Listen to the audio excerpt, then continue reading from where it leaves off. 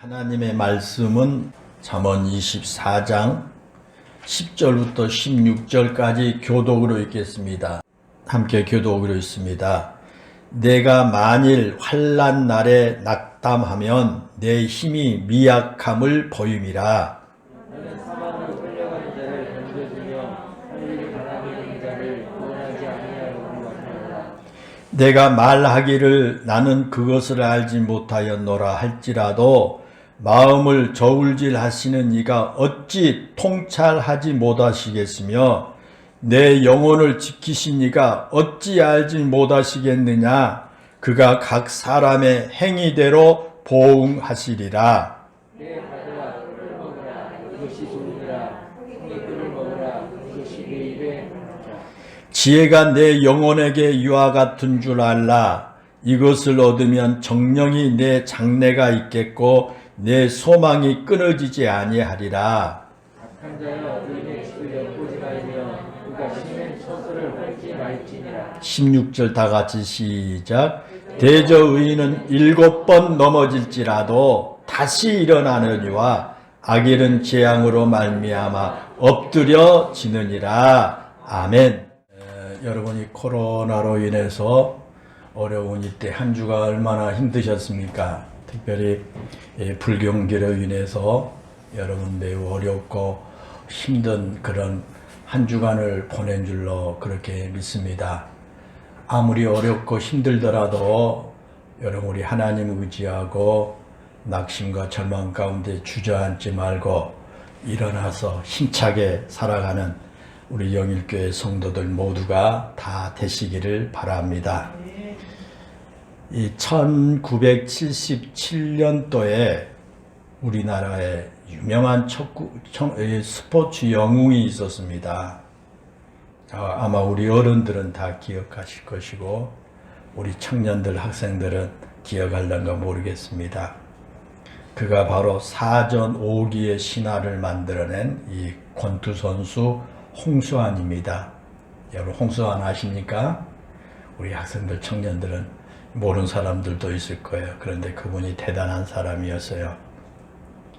홍수환 선수는 우리나라 복서로서 최초로 2체급 석권한 세계 챔피언이었습니다. 첫 번째는 1974년에 아프리카 공화국에서 그 당시 펜턴급 챔피언이었던 아놀드 테일러를 4차례 다운시킨 후에 판전승을 거두고요 세계 챔피언이 되었습니다. 그가 승리한 후에 외친 일침이 유명합니다. 인천에 계신 자기 어머니에게 엄마야 나 챔피언 먹었어 라고 하는 그 전화였습니다. 그리고 그 모습이 전국에 생중계가 되면서 전 국민이 그 유행어가 되기도 했습니다. 엄마야 나 챔피언 먹었어. 그때가 생각이 납니다. 하지만 그 기쁨도 잠시뿐이었어요. 그가 타이틀을 방어에 실패하면서 챔피언의 자리를 빼앗겼고요. 그 이후 절치부심 끝에 재도전했지만 실패하고 말았어요. 한 3년 동안 실패하고 아주 어려움 가운데 있었습니다. 그러나 그는 거기서 물러서지 않았습니다. 한 단계 체급을 바꿔가지고요. 마침내 1977년에 그 파나마에서 헥토르 카라스키아와 주니어 펜턴급 초대 챔피언 결정전을 치르게 되었죠. 그때 상대가 11전 전승이었어요. 그래서 워낙 강펀치를 소유한 사람이었기 때문에 모두가 그 홍수환의 승리를 예상하지 않았어요. 홍수환이 이길 것을 생각하지 못한 거예요.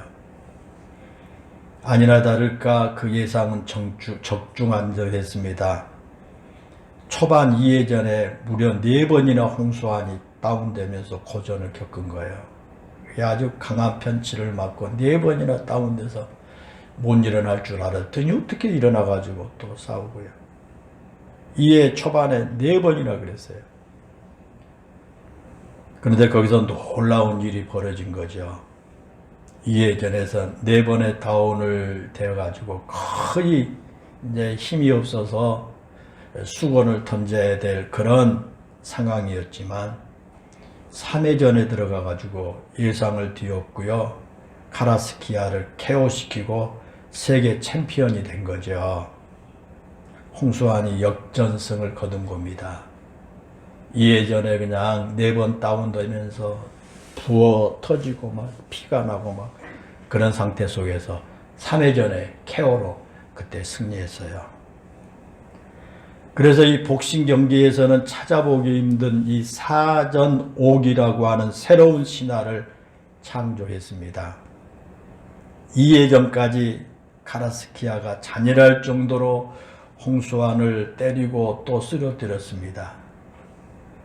그 광경을 지켜보던 모든 국민들뿐만 아니라 그 코치조차 이제 아주 좌절을 하고 링 코너로 가가지고 이제 잠시 쉬고 있는 홍수환에게 1회전만 어떻게 한번 더 버텨보자. 1회전만 버텨봐라 하면서 위로할 정도였어요. 그는 그러나 2회전에서 4번이나 다운을 당한 후에 코너로 돌아가서 오직 한 번의 기회를 달라고 하나님께 간절히 기도했대요. 그러니까 크리스찬이거든요. 지금은 장로예요. 지금 나이가 지금 70이 넘어서 지금 장로가 돼가지고 저 강남에서 복싱 도장을 하고 있죠. 하나님 앞에 기도한 거예요. 하나님 오직 한 번의 기회를 주세요. 한 번의 기회가 오기를 희망하고 기대한 거예요. 그리고 그 기도대로 허공을 가른 그의 레프트 훅이 카라스키아의 앞면을 적중했고요. 카라스키아는 3회 KO로 무너지고 말았어요. 그래서 그는 한국 프로복싱 사상 처음으로 2체급의 챔피언이 되었고요. 온 국민의 영웅이 되고 한국 복서의 상징이 되었던 그런 일들이 기억에 납니다. 여러분 참으로 감동적인 실화가 아닙니까? 이처럼 진정한 영웅은 패했을 때 결코 포기하지 않는 겁니다. 그게 진정한 영웅이 됩니다. 그런데 여러분 스포츠만 그런 게 아닙니다. 우리가 살아가다 보면요. 수없이 많은 실패를 경험하기도 하고 패배를 경험하기도 합니다. 신앙생활도 여러분 마찬가지입니다. 우리가 신앙생활을 한다고 해서 언제나 상승 곡선과 같은 그런 삶만 있는 것이 아니지 않습니까? 하나님을 의지하고 산다고 하는 우리의 삶에도요. 때로는 넘어질 때도 있고요. 때로는 너무 힘들어서 주저앉고 싶을 때도 있습니다. 문제는 그렇게 넘어지고 쓰러진다고 해서 실패했다고 말해서는 안 된다는 겁니다. 진정한 실패는 넘어졌을 때 다시 일어나지 않는 것이 실패입니다. 낙심될 때 다시 일어날 용기를 얻지 못하고요. 여전히 낙심의 자리에 머물러 있는 것이 진정한 실패인 것입니다. 오늘 본문 그 16절에 그랬잖아요. 대저 의인은 7번 넘어질지라도 다시 일어나거니와 악인은 재앙으로 말미암아 엎드려 지느니라 그랬지 않습니까? 여러분 그렇습니다. 의인도 넘어집니다. 의인도 때로는 쓰러집니다. 의인도 힘들 때가 있습니다. 의인도 포기하고 싶은 그런 순간들을 만나게 됩니다. 그런데 성경은요, 그것이 불신앙이고 그것이 잘못이라고 말씀하지 않습니다. 또 의인이 넘어졌다고 해서요, 하나님께서 그를 책망하신 것도 아닙니다. 넘어졌을 때 일어나지도 못하고 그 자리에서 포기하고 더 이상 희망을 갖지 못한 채 엎드려 있는 그것이 잘못이라는 겁니다. 하나님의 도우심을 받지 못한 의인이나 그런 거지, 악인이나 그런 거지. 의인은 우리를 향하신 손을 향해서 손을 내미시는 하나님의 손을 붙잡고 다시 일어나게 되는 것입니다. 여러분, 우리 성경을 한번 볼까요? 예수님의 제자인 베드로를 한번 보십시오. 우리가 잘 아는 것처럼 그는 예수님으로부터 특별한 은총을 받은 사람 아닙니까? 12제자에 뽑혔을 만 아니라 12제자 중에서도 3명의 제자들만 참여했던 자리에 늘 함께 동행했고요. 또 예수님을 향해서 주는 그리스도시요 살아계신 하나님의 아들입니다 라고 하는 멋진 고백을 하기도 했습니다. 또한 예수님께서 겟셋마네 동산에서 군병들에게 잡혀가시기 전에 모두 주를 버릴지라도 나는 결코 주님을 버리지 않겠노라고 했고요.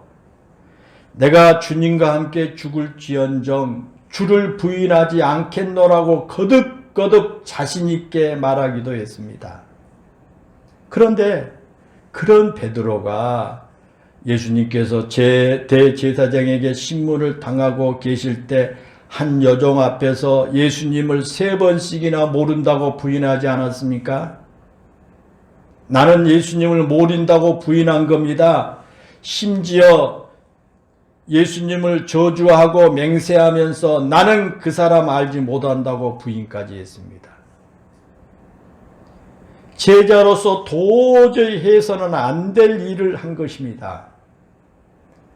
인간적으로 생각해도요, 자기 스승을 그렇게 모른다고 저주까지 하면서 부인한다는 것은 있을 수 없는 일 아닙니까? 그러나 베드로가 그렇게 예수님을 부인했습니다. 결코 있을 수 없는 일이 벌어졌고 해서는 안 되는 일을 하고 만 겁니다. 그것도 그렇게 예수님의 수제자요, 예수님 앞에 장담하고 하여튼 믿음 생활 잘한다고 했던 베드로가 그렇게 된 겁니다. 그런데 그럼에도 불구하고 예수님께서는 그런 베드로를 결코 책망하지 않으셨습니다.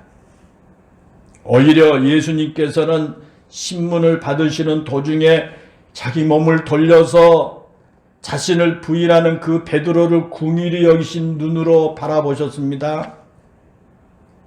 그리고 부활하신 예수님을 만나고서도 갈릴리 호수로 고기나 잡으러 가겠다고 떠나버린 그 베드로를 예수님이 직접 찾아가셔서 그를 다시 복음의 사역자로 불러주신 것입니다.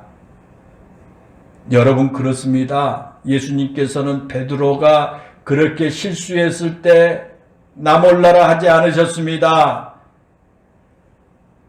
굳게 다짐하고 맹세를 했음에도 불구하고 그렇게 예수님을 저주하며 부인했던 베드로를 책망하시거나 버리신 것이 아닙니다. 그런 베드로에게 다시 용기를 주시면서 복음의 사역자로 세워주셨다는 겁니다. 이것이 바로 우리 주님이신 겁니다. 이것이 바로 우리 하나님이다 라고 하는 사실입니다. 사랑하는 여러분, 그렇습니다. 우리도 종종 그렇지 않습니까? 우리가 믿음 생활을 하면서 언제나 한결같은 믿음으로 신앙생활하며 얼마나 좋겠습니까? 우리가 언제나 믿음의 가치를 따라서 신앙의 기조를 지키면서 세상을 살아간다면 얼마나 좋겠습니까? 우리가 바라고 원하는 것이 늘 우리의 소원대로 이루어진다면 얼마나 좋겠습니까? 우리가 기대하는 것처럼 우리의 삶에 어려움이나 고난이 없이 늘 한결같은 삶을 살아갈 수 있다면 얼마나 여러분 좋겠습니까? 그러나 여러분, 실제로 우리의 삶은 그렇지가 않지 않습니까? 우리는 우리가 바라는 것을 이루지 못할 때가 너무 많습니다. 때로는 우리가 기도하고 또 기도하면서 하나님의 도우심을 바랐는데도 하나님께서 우리를 예면하신 것처럼 느껴진 순간이 많습니다. 또 우리가 사업을 하고 장사를 하면서 사업이 잘 되면 하나님을 위해 귀하게 쓰려고 했는데도 하나님께서 복을 주시지 않는 것처럼 느껴질 때도 있습니다. 또 열심히 내가 공부를 해서 꼭 원하는 대학에 들어가 귀하게 쓰임받기를 기대하면서 하나님께 기도하고 열심히 노력했는데도 원하는 대학에 합격하지 못하는 경우도 있습니다. 또 좋은 회사에 취직을 해서 믿지 않는 사람들에게 하나님 믿으면 이런 복을 받는 것이야 라고 자랑을 하고 싶었는데도 오랫동안 노력을 해도 취업이 안 되는 경우도 있습니다. 또 우리가 늘 찬송을 부르는 것처럼 예수만 섬기는 우리 집 복되고 즐거운 하루하루 같은 그런 가정을 만들고 싶은데 마음대로 되지 않습니다. 또 나에게 하나님이 건강을 주시면 그 건강한 몸으로 하나님을 위해서 열심히 살겠노라고 기도했는데도 여전히 내 몸이 병들고 나약한 채 살아갑니다. 그리고 자식들이 잘 돼서 예수 믿지 않는 사람들에게 예수님 잘 믿으니까 하나님께서 우리 자식들에게 이런 복을 주셨노라고 자랑을 하고 싶은데도 예수님을 안 믿는 집 자식들이 저 잘 되는 모습을 보면서 마음이 아프기도 합니다. 사랑하는 여러분, 우리에게 그런 일이 일어난다고 해서 우리가 믿음 생활을 헛되게 해온 것일까요? 예수님 잘 믿으면 실패도 없고 실수하지도 않고 우리가 바라는 대로 모든 것이 꼭 잘 되어만 갈까요? 여러분 어떨까요? 성경은 우리에게 결코 그렇게 말씀하지 않습니다. 우리가 잘 아는 욥은 어느 누구보다 하나님을 잘 믿는 그런 사람이었습니다. 그리고 하나님으로부터 큰 복을 받기도 했습니다. 그 당시 어느 누구보다 아주 다복하고 풍요로운 복된 삶을 살았습니다. 아주 흠없는 그런 욥이었습니다. 그런데 그렇게 믿음이 좋고 하나님만 잘 섬겼던 욥에게 큰 고난이 찾아왔습니다. 그러자 그의 친구들이 욥을 찾아와 가지고 내가 무언가 죄를 지은 것이 있기 때문에 하나님께서 그렇게 벌을 내리신 거 아니냐라고 질책하면서 따지고 막 물었습니다. 심지어 욥을 정죄하기도 했습니다. 여러분, 욥이 그렇게 죄를 지었기 때문에 그의 자식들이 한날에 한시에 다 죽었을까요? 욥이 신앙생활을 잘못했기 때문에 하나님 그렇게 많은 재산을 하루아침에 다 잃게 만들었을까요? 욥이 하나님께 미움을 받아가지고 그의 몸에 악성 종기가 나고 건강을 잃고 고생을 했을까요? 결코 그렇지가 않지 않습니까? 성경은 그렇게 말씀하지 않습니다. 의인이라고 해서 넘어지지 않는 것이 아닙니다. 의인이라고 해서 고난이 면제된 것이 아니고요. 의인이라고 해서 어려움이 피해가는 것도 아닙니다. 신앙생활도 여러분 마찬가지입니다. 꼭 내가 신앙생활을 잘못했기 때문에 어려움을 겪게 되는 것도 아니고요. 내가 하나님을 잘 섬기지 못했기 때문에 내가 원하는 것이 이루어진 것도 아닙니다. 내가 교회에서 맡은 직분을 잘 감당하지 못했기 때문에 하나님께서 나에게 큰 벌을 내리신 것도 아니에요. 물론 때로는 그럴 수도 있습니다. 내가 하나님을 떠나 하나님의 뜻을 거역할 때 요나와 같이 어려움을 만나기도 합니다. 내가 하나님을 잘 섬기지 못해서 신명기 28장에 나온 그런 복 대신에 하나님의 징벌을 받을 수도 있습니다. 그러나 여러분, 중요한 것은 그런 어려움 속에서 나의 삶을 포기하거나 믿음을 포기하는 것이야말로 진정한 패배자의 삶이라는 겁니다. 오늘 본문 10절 말씀에 그러잖아요. 내가 만일 환난 날에 낙담하면 내 힘이 미약함을 보임이라 그랬습니다. 여기서 환난 날이라고 하는 것은 어떤 외형적인 환경에 억압된 상태를 의미합니다. 그것은 내가 좌지우지할 수 있는 것이 아닙니다. 내 의지나 내 의도와는 상관없이 내가 바라든지 바라지 않는 것이든지 그것과는 상관없이 나에게 주어진 것이 환난입니다. 여러분, 그렇죠? 우리 중에 자기 스스로 환난이나 어려움 닥치기를 원하는 사람이 누가 있습니까? 내가 평탄한 길 가기를 원하는데 나도 모르는 사이에 어느 순간에 나에게 어려움이 닥치는 것입니다. 내 힘으로 극복할 수 없는 상황이 내 앞길을 가로막습니다. 그것이 가정에 이르든지 직장이나 일터의 문제든지 인간관계에 벌어지는 일이든지 그러한 것들이 나의 앞길을 가로막습니다. 내 의도와는 상관없이 나에게 찾아와서 나를 짓누른 것이 바로 환난인 것입니다. 그런데 그런 것들을 거부할 힘이 우리에게는 없습니다.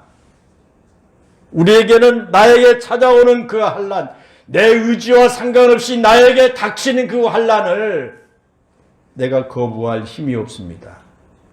그래서 누구에게나 환난의 때가 다 찾아옵니다. 그런데 여러분, 중요한 것은, 우리가 잊어서는 안 된 것은 나에게 그런 환난의 때가 찾아오느냐 찾아오지 아니냐가 아니라 그 환난의 때를 대처하는 나의 마음입니다. 나의 마음이 중요합니다. 본문에서 내가 만일 환난 날에 낙담하면이라고 했는데 여기서 낙담한다라고 하는 말은 스스로 낙심한다, 스스로 움츠러든다, 그런 뜻입니다. 그것은 자기 자신이 자신의 마음 상태를 단속하지 못해서 생겨난 그런 상태라는 거예요. 마음이 중요합니다. 우리가 그렇게 환난의 때를 맞게 되는 것은 나의 의지와 상관없는 일인 것입니다. 그런데 그런 환난에 대처하는 것은 내 스스로 결정을 해야 합니다. 환난은 내 의지와 상관없이 나에게 찾아오는데 그 환난을 대처하는 것은 내 스스로 결정할 문제라는 거예요. 마치 거대한 산과 같은 커다란 환난을 겪게 된다고 할지라도 내 스스로 낙담하지 아니하고 이것도 내가 이겨낼 수 있다고 생각하면 그것을 충분히 이겨낼 수 있는 힘을 얻게 됩니다. 그러나 반대로 아주 작은 문제 앞에서도 나는 안 돼, 나는 도저히 이 문제를 해결할 수 없어, 나는 안 돼 라고 스스로 포기해버린다면 그 작은 문제조차도 이겨낼 수 없게 된다는 것입니다. 우리는 그것을 낙담이라고 말합니다. 환난은 내 의지와 상관없이 찾아옵니다. 그러나 그 환난에 대한 대처하는 중요한 것은 내 마음입니다. 내가 나에게 닥쳐온 그 환난을 내가 이겨낼 수 있다, 하나님이 나와 함께 하심으로 내가 이겨낼 수 있다고 생각하게 되면 내가 일어날 수 있지만 내 스스로가 나는 안 돼, 나는 다 끝났어 라고 낙담하게 되면 그것은 어쩔 수가 없다 라고 하는 사실이에요.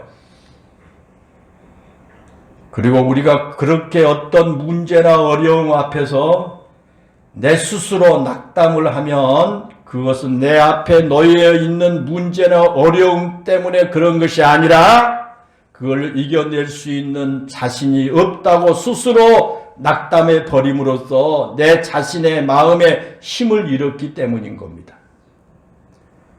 그래서 본문 10절에 보면 내가 만일 환난 날에 낙담하면 내 힘이 미약함을 보임이라고 말한 겁니다. 여러분, 이 말이 무슨 뜻이에요? 좀 더 깊이 들어가 볼까요? 우리가 내 삶을 힘있게 살아가느냐 아니면 무기력하게 살아가느냐 하는 것은 나에게 환난이 닥쳤을 때 알 수가 있다라는 그런 뜻이기도 합니다. 다시 말하면 내 믿음이 힘 있는 믿음이냐 아니냐라는 것을 알 수 있는 방법은 평안할 때가 아니라, 일이 잘 될 때가 아니라 환난의 때요, 고난의 때요, 어려움이 닥쳤을 때라는 겁니다. 만약에 나에게 어려움이 닥쳤을 때 스스로 포기해버린다면 그것은 힘없는 사람이 되는 것입니다. 때문에 아무리 평소에 강한 사람처럼 살고 아무리 평안할 때, 잘 될 때 기쁨의 노래를 부르고 찬송을 부르고 막 할렐루야 하고 살아간다고 할지라도 어려움이 닥쳤을 때 그 기쁨의 노래, 기쁨의 찬양을 잃어버린다면 그런 힘 있는 사람이 아니라는 것입니다. 여러분, 앞에서 잠깐 말씀을 드린 홍수환 복싱 선수를 다시 한번 생각해 보십시오. 홍수환 선수는 그 당시 최고의 복싱 선수였습니다. 그는 전 국민의 영웅이었습니다. 복싱을 좋아하는 국민들에게 말할 것도 없습니다. 그러나 그런 복싱의 영웅도 실패할 때가 있었다라는 겁니다. 그리고 그렇게 패배할 때 수많은 사람들로부터 비난의 말을 들어야 했습니다. 한 3년 동안 많은 사람들의 비난의 소리를 듣고요, 비웃음 소리도 듣고요. 그런데 만약에 그가 그런 비난의 말을 견디지 못하고 스스로 자책하면서 복싱을 포기하고 복싱계를 떠났더라면 그는 결코 영웅이 될 수 없었을 것입니다. 홍수환 선수처럼 영웅은 이길 때만 기뻐하는 것이 아니라 질 때도 있음을 알고 그때도 낙심하지 않고 다시 도전할 수 있는 사람입니다. 한 경기에서 졌다는 이유로 포기한다면 그것이야말로 패배자일 겁니다. 영혼 아무리 힘든 시기라고 할지라도, 그 어떤 비난과 조롱이 나를 괴롭힌다고 할지라도 그런 상황에 굴복하는 사람이 아닙니다. 오히려 그럴수록 다시 일어나서 뛰는 사람이 진정한 영웅인 줄로 믿습니다.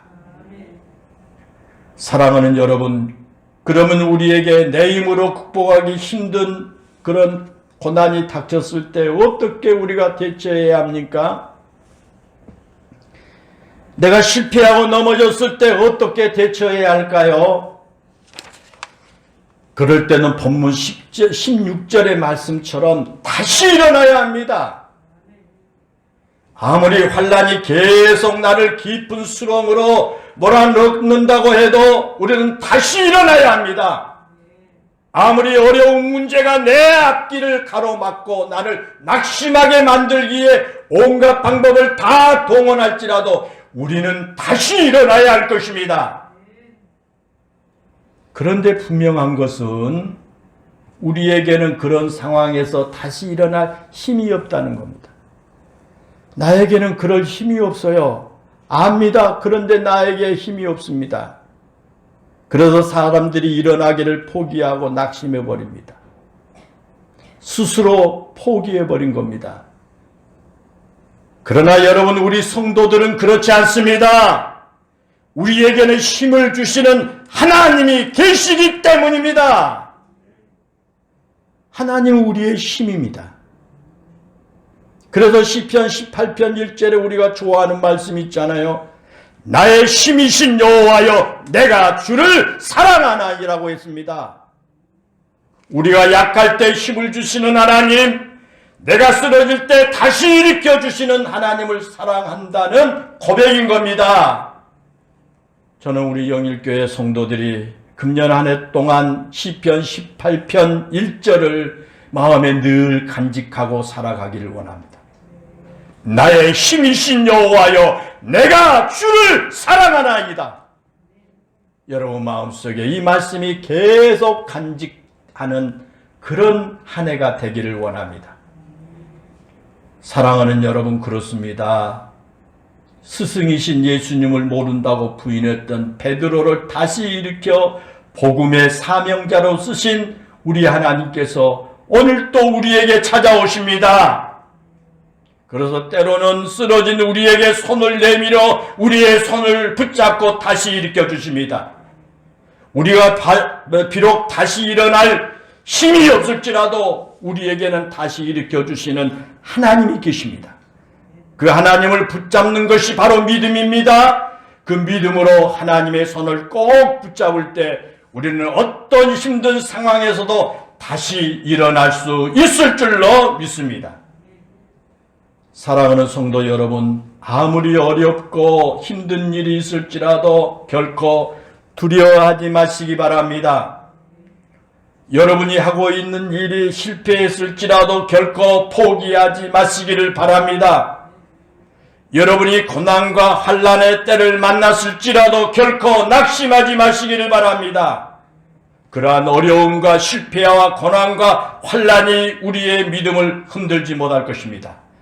결코 그런 것들이 하나님을 향한 우리 마음을 빼앗아 갈 수가 없을 것입니다. 그러므로 힘들수록 하나님의 손 꼭 붙잡고 다시 일어나시기를 바랍니다. 만약 환난의 때 우리가 낙심하고 포기해버린다면 결국 마귀만 쾌재를 부를 겁니다. 물론 우리에게는 다시 일어날 수 있는 힘이 없습니다. 우리를 사랑하시는 하나님, 우리가 사모하는 하나님께 우리의 힘이 있습니다.